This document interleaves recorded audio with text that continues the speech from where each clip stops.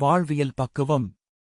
வாழ்க்கையில் நமக்கு பிரச்சனையே இருக்கக்கூடாது என்ற அதிக எதிர்பார்ப்பை விட்டுவிட்டு பிரச்சனை என்பது இயற்கையானது. அது வரிசை கட்டிவர்தான் செய்யும். சமாளிக்க வேண்டியதை சமாளித்து சகிக்க வேண்டியதை சகிப்பதில்தான் வாழ்வியல் பக்குவம் இருக்கிறது. தினமும் அரை மணி நேரமாவது உடற்பயிற்சி செய்ய வேண்டும். உடல் மனம் இரண்டும் ஆரோக்கியமாக இருக்கும்.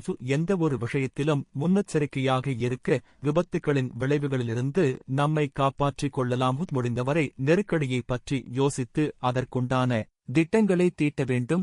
ஏழையாக பிறப்பது நம் தவறல்ல.